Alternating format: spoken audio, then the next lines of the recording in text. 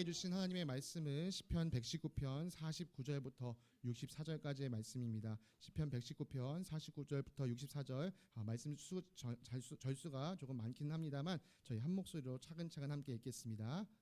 주님의 종에게 하신 말씀을 기억해 주십시오. 주님께서는 말씀으로 내게 희망을 주셨습니다. 주님의 말씀이 나를 살려 주었으니 내가 고난을 받을 때에 그 말씀이 나에게 큰 위로가 되었습니다. 교만한 자들이 언제나 나를 혹독하게 조롱하여도 나는 그 법을 떠나지 않았습니다. 주님, 옛부터 내려온 주님의 규례들을 기억합니다. 그 규례가 나에게 큰 위로가 됩니다. 악인들이 주님의 율법을 무시하는 것을 볼 때마다 내 마음속에서 분노가 끓어오릅니다. 덧없는 세상살이에서 나그네처럼 사는 동안 주님의 율례가 나의 노래입니다. 주님, 내가 밤에도 주님의 이름을 기억하고 주님의 법을 지킵니다. 주님의 법도를 따라서 사는 삶에서 내 행복을 찾습니다. 주님, 주님은 나의 분깃, 내가 주님의 말씀을 지키겠습니다. 내가 온 마음을 다하여서 주님께 간구하니 주님께서 약속하신 대로 내게 은혜를 베풀어 주십시오. 내가 발걸음을 돌려 주님의 증거를 따라갑니다. 내가 주저하지 않고 서둘러 주님의 계명을 지키겠습니다. 악인들이 나를 줄로 얽어매어도 나는 주님의 법을 잊지 않았습니다. 한밤중에라도 주님의 의로운 규례들이 생각나면 벌떡 일어나서 주님께 감사를 드립니다.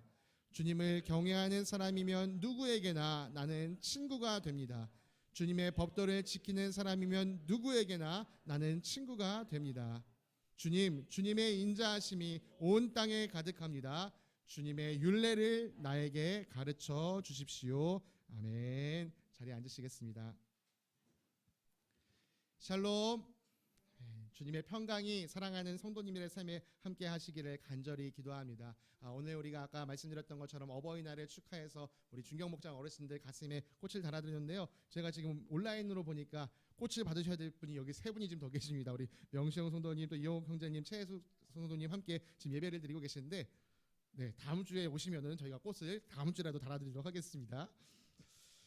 이 5월 첫째 주일이 밝았습니다. 우리가 형제자매들이 함께 모여서 주님 앞에 예배할 수 있음이 참 감사합니다. 우리가 5월을 시작하면서 또 새로운 묵상집을 가지고 시작을 하고 있는데요. 여러분 묵상집 겉표지에 보시면 우리가 5월, 6월 동안에 이 시편, 특별히 시편 119편과 또 에스더 말씀, 빌립보서, 역대상 말씀을 묵상하게 될 예정입니다. 우리가 이 말씀들을 묵상하면서 살아계신 하나님의 음성을 함께 듣는 저희들 되기를 간절히 소망합니다. 특히 이 시편 119편을 함께 묵상하게 된 것을 저는 매우 기쁘게 생각합니다. 이 시편 119편은요 아주 재미있고 또 아주 의미 있는 시이기 때문입니다. 시편 119편은요 성경에서 제일 긴 장입니다. 제일 많은 절수를 가지고 있는 장이지요. 그래서 우리 묵상집에서도 한꺼번에 이걸 다 읽는 게 아니라 지금 16구절씩 나눠서 11일간 걸쳐 살펴보고 있습니다. 오늘이 바로 이 시편 119편을 살피는 이 네 번째 날이 되었습니다. 앞으로 일주일간 더 이 말씀을 묵상하게 되는 것이죠. 자, 그래서 일단 이 시편 119편에 대해서 함께 좀 말씀을 드리고자 합니다. 아까 말씀드린 것처럼 가장 긴 장이다라는 것보다 더 재미있는 특징이 사실 여기에 숨겨져 있습니다. 우리나라에는 기역, 니은, 디귿 이렇게 자음이 있는 것처럼요. 히브리어에도 히브리어 알파벳이 있습니다. 그런데 이 시편 119편이 사실은요. 이 히브리 알파벳 순서대로 쓰여진 시예요. 이걸 조금 더 어려운 말로 해서 답관체라고 하는데요. 이 8절이 똑같은 히브리 알파벳으로 쭉 가고 그 다음 히브리 알파벳으로 넘어가고 이렇게 지어진 시입니다. 우리는 한글로 봐서 모르지만 사실 히브리 성경으로 보면 그 특징이 보이는 것이죠. 답관시가 어떻게 설명하면 좋을까? 제가 좀 예시를 만들어 봤습니다. 나는 살고 싶어요. 나그네 삶을 살던 이 땅을 떠나 나뭇가지마다 푸른 잎이 가득하고 나비들이 춤추며 날아다니는 그곳에서. 자, 이 시의 지금 특징이 뭐죠? 모두 첫 글자가 나로 시작하고 있죠. 마찬가지로 이 시편 119편을 원래 히브리어 원문으로 읽으면 똑같은 글자로 8절이 지나가고 그 다음 글자로 8절이 지나가고 이런 특징이 있다는 것이죠. 알파벳 순서를 따라 한 글자당 8절씩 말씀이 구성되는데 히브리 알파벳은 총 22자가 있다라고 이야기를 합니다. 그러면 22, 22 곱하기 8 하면 얼마가 나올까요? 그렇죠. 선우야, 내가 너를 계속 보고 있었어. 176이 나옵니다. 176. 그래서 시편 119편도 176절까지 구성되어 있습니다. 제가 아까 나라는 글자로 이 네 절을 만드는데도요, 시간이 얼마나 걸렸는지 모릅니다. 이걸 가로 했다가 처음에 안 돼가지고 실패해서 나로 다시 만들어보고 이렇게 했었었는데요. 여러분, 이 한 글자로 만드는데도 이렇게 오래 걸리는데 22자로 8구절씩 176절을 만드는데 얼마나 많은 지혜가 필요했을까요? 구약을 연구하는 학자들은요, 이 알파벳 순서를 따라 한 글자당 8절씩 만든 데는 이유가 있다라고 이야기합니다. 첫 번째 이유, 사람들이 생각하는 게 뭐냐면요, 즐거움입니다. 즐거움. 같은 글자가 계속 반복해서 나오면 뭔가 거기서 생기는 운율감 때문에 사람이 즐거워지는 것이죠. 요즘 젊은이들이 좋아하는 이 음악 장르 중에 랩이라고 하는 게 있어요. 아마 어르신들이 들으면 제가 뭐라고 하는 거야 하는 정도로 막 쏟아지는 소리가 있는데요. 여기 랩에서도 이 라임이라는 거를 활용해서 똑같은 단어들을 계속 반복하면서 뭔가 운율감을 만들면서 재미를 만들어가는 것이죠. 제가 2000년도에 중학생이었는데 그 당시에 유행했던 가수 중에, 이 힙합 가수 중에 드렁큰 타이거라는 가수가 있었습니다. 혹시 뭐 그 당시에 대학생이나 청년 시절을 보내셨던 분들은 기억하실 텐데, 이 가수가 불렀던 위대한 탄생이라는 랩에서도요, 이 답관체 형식으로 노래를 불렀어요. 이 사람이 이렇게 가, 나, 다 이렇게 하면서 노래를 불렀던 것이 있었습니다. 아마 어르신들께는 이것보다 송창식의 가나다라가 더 익숙하실 것 같은데, 그거는 답관체랑은 상관이 없습니다. 그런데요, 과연 그냥 재미를 주기 위해서 이렇게 답관체로 시를 만든 것일까요? 학자들은요, 이건 단순한 재미가 아니다라고 이야기합니다. 여러분, 어린아이들이, 저희가 이제 하늘이가 있다 보니까 집에서 동요를 열심히 불러주고 있습니다. 아직까지는 좀 어리기 때문에 재밌는 동요만 불러주는데요, 아이들이 조금 크면은 한글을 배울 수 있도록 동요를 불러줍니다. 아마 어르신들도 어렸을 때 자녀들을 위해서 이런 노래를 불러주셨을 것 같아요. 리리리자로 끝나는 말은 해서 뭐 개나리, 보따리, 소쿠리, 병아리, 유리, 항아리 이렇게 해서 불러준, 아이들이 이 노래를 부르다 보면 자연스럽게 리라는 한글을 익히게 됩니다. 마찬가지로 이 110편, 시편 119편도 똑같은 글자를 계속 반복하면서 한 가지를 알려주기 위해 애를 씁니다. 그것은 무엇이냐? 하나님 말씀입니다. 하나님 말씀. 그래서 여러분, 시편 119편들을 계속 쭉 읽어 나가시면 여러 가지 표현을 하나님 말씀을 나타내는 여러 가지 표현들을 만나게 되는데요. 대표적으로 말씀, 교훈, 율법, 율례, 규례, 법도, 계명, 증거, 판단, 심판, 약속, 길, 이런 것들이 사실 다 하나님 말씀을 나타내고 있는 단어들입니다. 176절 중에 단 2절을 빼고 나머지 모든 절에는 다 이런 단어들이 들어가 있어요. 그러니까 그만큼 이 시편 119편은 하나님 말씀의 중요성을 강조해주고 있는 시입니다. 이 시편을 기록한 시편 기자는요, 내가 이 땅을 살아가는 동안 반드시 기억해야 할 것이 한 가지 있는데 그것은 바로 하나님 말씀이다 라고 가르치고 싶었던 것이죠. 이 사실을 가르치기 위해서 22개의 알파벳을 가지고 176개의 구절을 기록했습니다. 자, 우리 한번 잠깐 집중력을 끌어올리기 위해서 구구단을 한번 외워볼 건데요. 네, 어르신들 너무 긴장하지 마십시오. 우리 다음 세대 친구들이 큰 목소리를 해줄 겁니다. 구구단 8단을 한번 우리 이 시간 함께 외워보겠습니다. 시작. 8일은 8, 8이 16, 83 24, 84 32, 85 40, 86에 48, 87에 56, 88에 64, 89 72. 제가 앞에서 보니까요, 불안불안한 눈빛으로 외우시는 분들이 있고 아예 입을 다무시는 분도 있고 자신 있게 저를 보시면서 외우시는 분들이 있으셨습니다. 여러분, 오늘 우리가 49절부터 64절까지 읽었습니다. 그럼 49에서 64 안에 들어가는 이 8단 숫자가 뭐가 있었을까요? 8, 7에 56이 들어가고요, 88에 64, 이 두 개 들어갑니다. 그래서 오늘은 우리가 히브리어 글자로는 이 7번째와 8번째 글자, 바로 자인과 헤트로 기록된 내용을 우리가 읽고 있는 것입니다. 우리가 이 정도 이제 지식을 가지고서 오늘 말씀을 함께 나누기 원합니다. 오늘 우리가 시편 119편 49절부터 64절까지의 말씀을 읽었지만 사실은 우리가 오늘 이 시편 119편 전반적인 것을 걸쳐서 함께 이야기를 나누기 원합니다. 우리 설교의 제목을 다시 한번 읽어볼까요? 시작. 말씀 앞에서. 말씀 앞에서. 여러분이 하나님을 믿는 사람들이라면 하나님을 믿지 않는 사람들과 반드시 달라야 하는 한 가지가 있습니다. 그것은 무엇이냐? 하나님 말씀인 성경을 어떻게 대할 것인가입니다. 여러분, 내가 이 성경을 대하는 태도가 하나님을 안 믿는 사람이랑 똑같이 대하고 있다면 그건 큰 문제가 있는 겁니다. 그 사람은 자기 신앙을 긴급 점검해야 합니다. 여러분, 믿지 않는 사람, 하나님을 믿지 않는 사람들이 이 성경을 어떻게 대할까요? 참 좋은 말씀이 담겨있는, 이 교훈이 담겨져 있는 도덕책, 삶의 지혜가 담겨져 있는 이 지혜의 책, 이스라엘의 나라의 흥미로운 과거 역사가 기록되어 있는 책. 그런데 도무지 믿을 수 없는 이상한 이야기도 함께 기록된 책. 네, 이 성경책에는 우리의 삶을 이끌어주는 아름다운 도덕적인 이야기들이 많습니다. 우리에게 삶의 지혜를 주는 지혜들도 많습니다. 이스라엘의 역사도 기록되어 있죠. 그리고 도무지 믿기 어려운 기적이 기록되어 있지만 그것은 신화가 아닙니다. 그것은 살아계신 하나님의 능력이 이 땅의 역사 가운데 나타난 이야기이죠. 여러분, 우리는요, 이 성경에 기록된 말씀 하나하나가 진실이라고 받아들이는 사람들입니다. 그래서요, 하나님을 믿지 않는 사람들에게 이 책에 기록된 교훈은 따르면 좋고 못 따르면 할 수 없고 이 정도의 차원이라면, 이것을 살아계신 하나님의 말씀으로 믿는 우리는 어떻게 합니까? 이것은 따라도 좋고 안 따르면 어쩔 수 없고가 아니고요, 반드시 따라야 하는 하나님 말씀인 것이죠. 명령인 것입니다.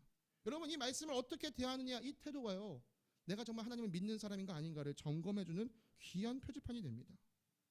그래서요, 오늘 이 시편 119편에 나타나는 여러 가지 표현들을 통해서 하나님 말씀을 믿는 사람은 이 말씀 앞에서 어떤 자세를, 어떤 태도를 취해야 하는가, 우리가 그것을 5가지를 함께 살펴보고자 합니다. 첫 번째, 주님께 말씀을 가르쳐달라고 요청해야 됩니다. 오늘 말씀 64절입니다. 함께 읽겠습니다. 주님의 인자하심이 온 땅에 가득합니다. 주님의 율례를 나에게 가르쳐 주십시오.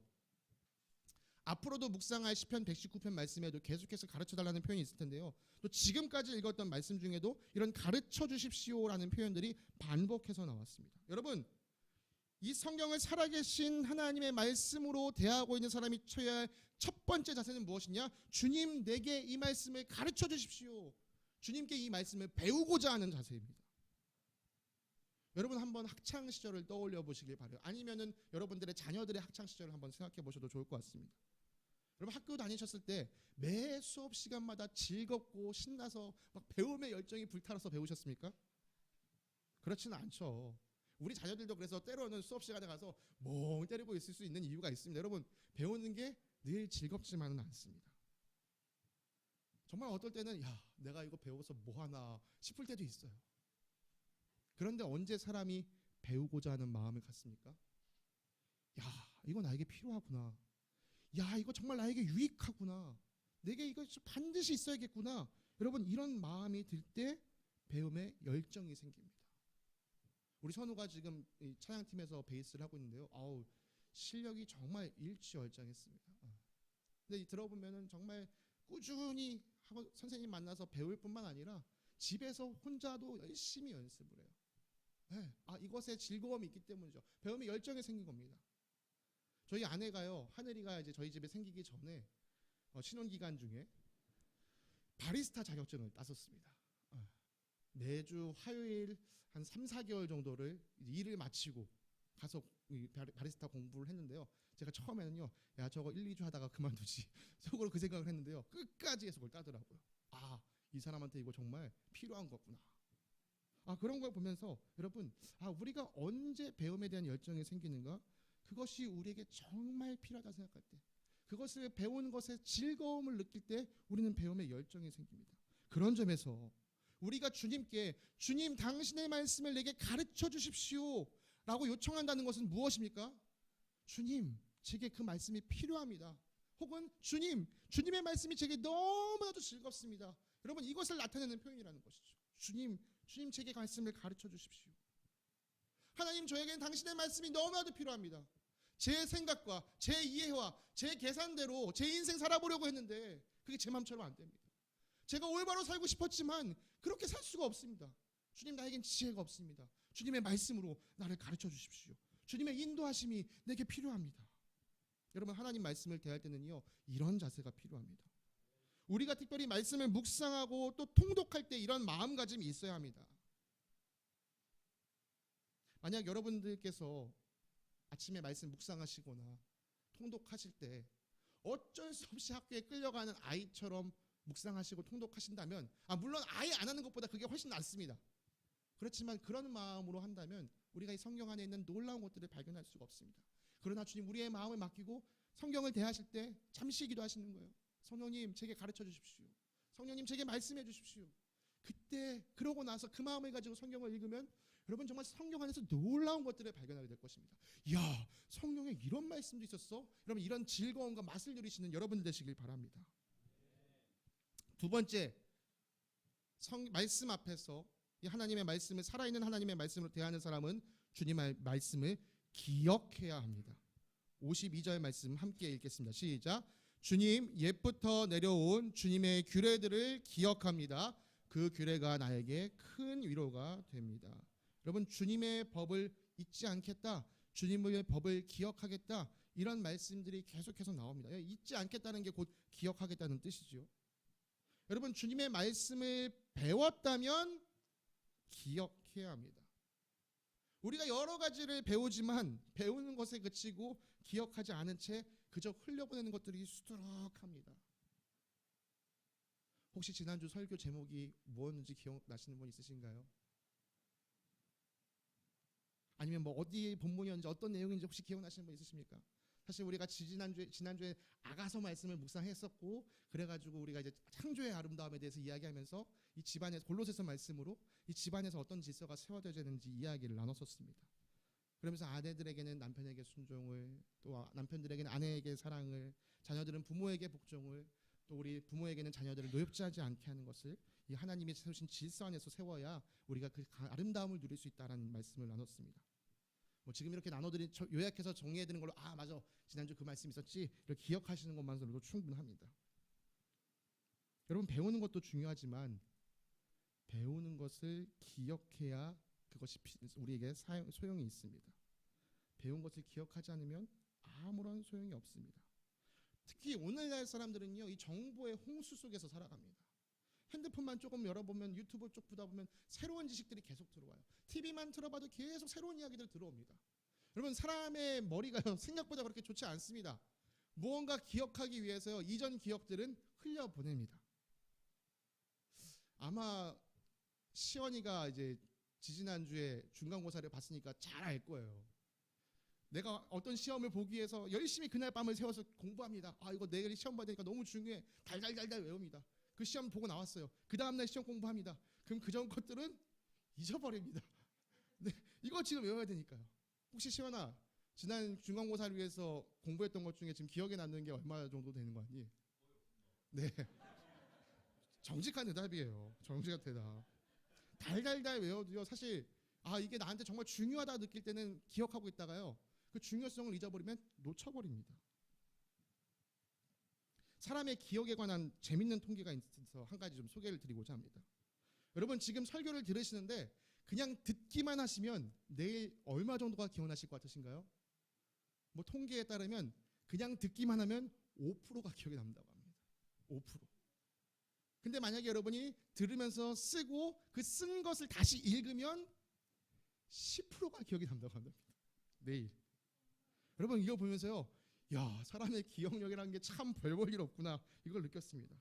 여러분, 그렇기 때문에요, 우리가 하나님의 말씀을 기억하기 위해서는요, 마음씀이 있어야 됩니다. 애씀이 있어야 돼요.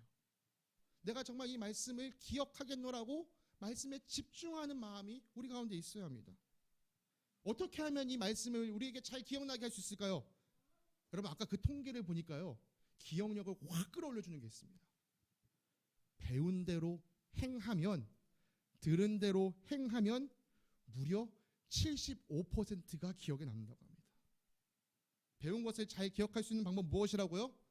행하는 것입니다. 그래서 세 번째, 주님의 말씀을 행해야, 지켜야 합니다. 57절 말씀 제가 읽어드리겠습니다. 주님은 나의 분깃, 내가 주님의 말씀을 지키겠습니다.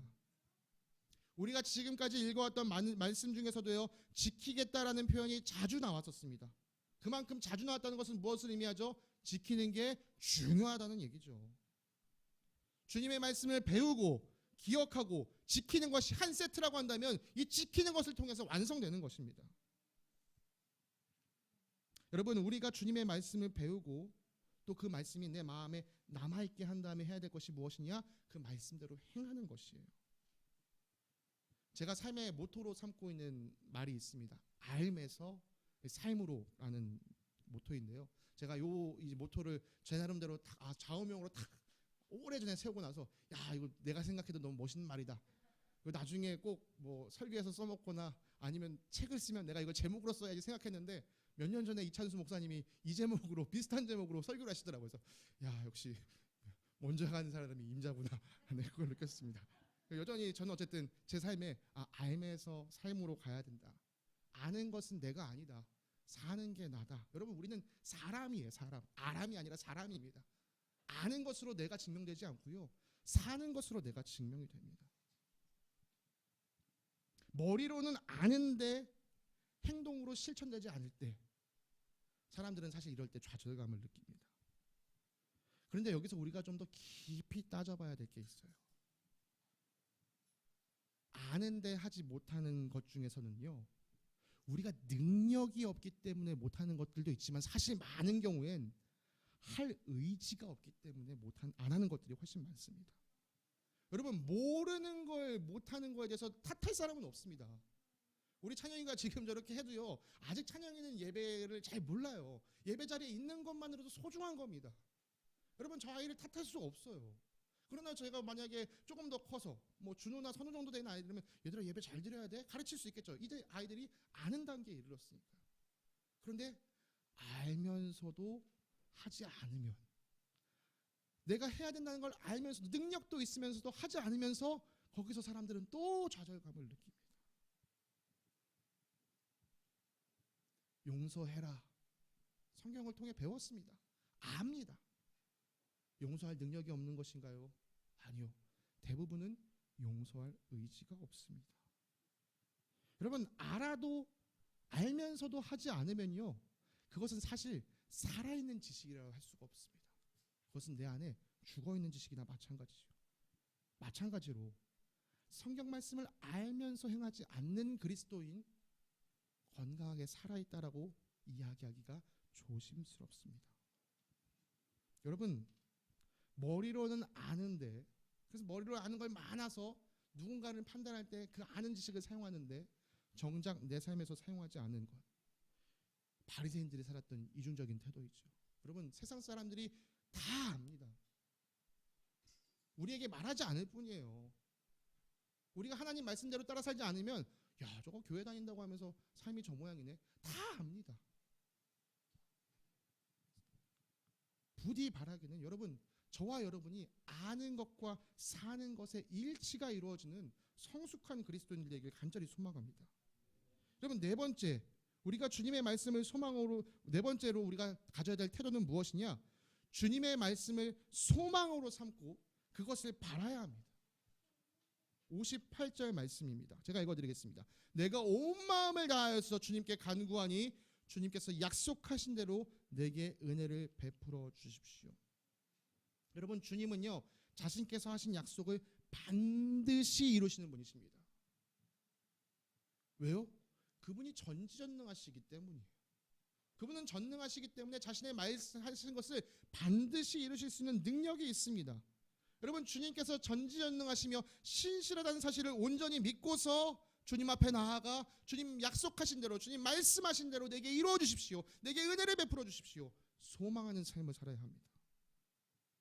이런 구절들이요, 우리가 읽었던 성경 말씀에 많이 나옵니다. 소망이라는 단어가 구체적으로 나오지는 않지만 주님 약속 꼭 지켜주십시오, 주님 약속 그 말씀 내게 이루어 주십시오, 그게 내게 희망이 됩니다. 이런 구절들이 계속해서 반복해서 등장합니다. 여러분, 하나님께서 말씀을 따라 사는 자들에게 복을 베풀어 주시기로 약속하셨습니다. 특별히 예수 그리스도의 십자가 사건과 부활을 복음으로써 전해드리는 우리 모두에게는, 그 예수 그리스도의 복음을 받아들이는 우리 모두에게는 하나님의 나라와 영생을 복으로 약속해 주셨습니다. 여러분, 이 약속을 소망으로 붙잡고 살아가시는 저와 여러분 되시길 간절히 소망합니다. 여러분, 이 소망이 1번이 되어야 됩니다. 물론 삶에 여러 가지 문제들이 있죠. 그 문제들이 해결되기를 간절히 기도합니다. 그러나 이것에 앞서 부활하신 예수 그리스도를 바라보면서 이분을 믿고 따라갈 때 하나님께서 나에게 하나님 나라와 영생을 약속해 주시는구나, 이 소망이 1번 소망이 되어야 됩니다. 나머지들은 다 2번 3번 소망이 되어야 돼요. 1번 없이 다른 것 소망하면요, 건강한 신앙인으로 서기가 어렵습니다. 여러분, 하나님의 말씀을 소망으로 삼고 사는 사람들에게도요, 인생의 위기는 찾아올 수 있습니다. 여러분, 우리가 하나님 열심히 믿는다고 해서 우리 인생에 위기가 없는 게 아니에요. 똑같이 우리에게 위기가 찾아옵니다. 고난이 찾아옵니다. 어려움이 찾아옵니다. 그런데 이때 이 소망이 우리에게 위로가 되어줍니다. 하나님께서 주시는 소망은요, 이 땅을 살아가는 동안 어려움을 겪게 되는 우리에게 위로가 됩니다. 소망과 위로는요, 동전의 앞뒷면과 똑같아요. 우리가 괜찮을 때는 이게 소망으로 보였다가 우리가 어려울 때 뒤집어보면 그게 위로가 되는 것입니다. 그래서 오늘 본문에서도요, 그런 구절들이 종종 나오죠. 그 말씀이 나에게 큰 위로가 되었습니다. 그 규례가 나에게 큰 위로가 됩니다. 우리가 읽었던 계속 말씀 앞에서도요, 계속 이런 말씀들이 있었어요. 주님의 말씀이 나에게 위로가 됩니다. 하나님 말씀을 따라 사는 우리에게 아무런 어려움도 아무런 고난도 찾아오지 않는다면 참 좋겠습니다만, 우리 인생에서 그런 것들이 사라지지는 않습니다. 그럼 하나님을 믿는 게 도대체 무슨 의미가 있느냐? 아니요, 의미가 있지요. 주님께서 나의 구원이 되어주시고 나의 반석이 되어주시고 나의 요새가 되어주시는데요. 주님께서 이 어려움 가운데 나의 방패가 되어주시고 산성이 되어주시는데요. 여러분, 주님은요, 그 어려움과 아픔 속에서도 끝까지 주님을 신뢰하는 자들에게 구원을 베푸시는 하나님이신 줄 믿으시기 바랍니다. 사랑하는 성도님들, 인생의 위기가 지금 나에게 찾아온 것처럼 느껴진다면 지금 이때는 하나님께서 주신 소망의 말씀을 위로로 바라보면서 구원의 하나님을 기대할 때입니다. 지금은 내 삶에서 구원의 능력이 나타날 때구나. 여러분, 많이 힘들고 어려우시겠지만 결코 좌절하지 마시고 이 소망 붙들고 일어서시기 바랍니다. 행여나 우리 옆에 있는 지체들 가운데 너무 지쳐있는 지체가 있다면 여러분, 100마디 말도 좋지만 한마디의 성경 구절을 가지고 가서 따뜻하게 안아주세요. 그리고 그 말씀 그 마음 가운데 심겨주세요. 우리에게 약속하신 이 영원한 소망 붙잡고 다시 일어서자. 여러분, 그렇게 공동체가 하나 돼서 걸어나갈 때 이 공동체가 건강한 공동체로 서게 될 줄 믿습니다. 마지막 5번째, 우리는 주님의 말씀을 전해야 합니다. 오늘 말씀했던 묵상했던 우리가 읽었던 구절은 아니고요, 어제 묵상했던 46절 말씀을 제가 읽어드리겠습니다. 왕들 앞에서 거침없이 주님의 증거들을 말하고 부끄러워하지 않겠습니다. 여러분, 주님의 말씀을 전하며 살아가는 것, 이것이 우리에게 또 교회에게 맡겨진 귀한 사명입니다. 예수님께서 제자들에게 맡기신 마지막 말씀, 그것이 무엇이었습니까? 사람들에게 가서 그들에게 아버지와 아들과 성령의 이름으로 침례를 주고 또 내가 너에게 가르친 것들을 지키게 해서 내 제자 삼아라. 여러분, 이것이 우리에게 그리고 교회에게 주신 사명입니다. 여러분, 우리는 이 사명을 감당해야 합니다. 앞서 읽었던 시편 말씀에서는요, 왕들 앞에서도 거침없이 말하겠다. 그리고 그 이전에 읽었던 시편 말씀에 보니까요, 고관들이 모여 앉아서 나를 해롭게 할 음모를 꾸미지만 내가 주님의 율례를 끝까지 붙잡고 있다, 묵상한다 라고 이야기합니다. 예수님의 제자들이 실제로 이런 모습을 보여주었죠. 베드로가 예수님을 잡아 죽인 대제사장들과 율법학자들 앞에 서서 부활하신 예수 그리스도를 당당하게 선포했습니다. 바울 역시도요, 부활하신 예수 그리스도를 전하다가 억울하게 재판받게 돼서 결국엔 로마 황제 앞에까지 끌려가게 됩니다. 여러분, 이들이요, 복음을 전하는 일만 포기했으면 편하게 살 수 있었을 거예요. 그러나 포기하지 않습니다. 세상 권력, 내 힘으로는 이길 수 없을 것처럼 거대해 보이는 그 힘 앞에서도 주님의 말씀을 포기하지 않고 전하겠다는 이 의지는요, 내 눈앞에 보이는 이 힘보다도 하나님이 더 크고 위대하시다는 걸 믿는 사람만이 할 수 있는 일입니다. 하나님을 전하지 못하게 하는 세상의 압박에도 굴하지 않고 끝까지 하나님을 신뢰하며 전하겠다라는 마음인 것이죠. 여러분, 세상은요 우리에게 이중적인 태도를 보입니다. 우리가 하나님의 사랑을 가지고 그들에게 어떤 선의를 보이면서 도움을 베풀 때는요, 아 고맙다, 좋다, 교회 너무 좋다 이야기합니다. 그런데 막상 우리가 하나님의 복음을 선포하려면요 자세를 고쳐야 않습니다. 우리의 귀를 닫거나, 우리 이야기에 귀를 닫거나, 혹은 조롱하거나, 혹은 우리를 비난합니다. 그럼에도 우리는 전해야 합니다. 이것이 하나님 말씀을 하나님 말씀대로 대하는 사람이 지녀야 할 마지막 태도이기 때문이죠. 여러분, 하나님 말씀을요 결코 우리 안에 가둬둘 수가 없습니다. 하나님 말씀은 우리를 통해서 흘러가야 합니다. 10중 8구 거부하는 사람들 중에서도 한둘이 들을 것을 기대하면서 이 말씀을 전해야 합니다.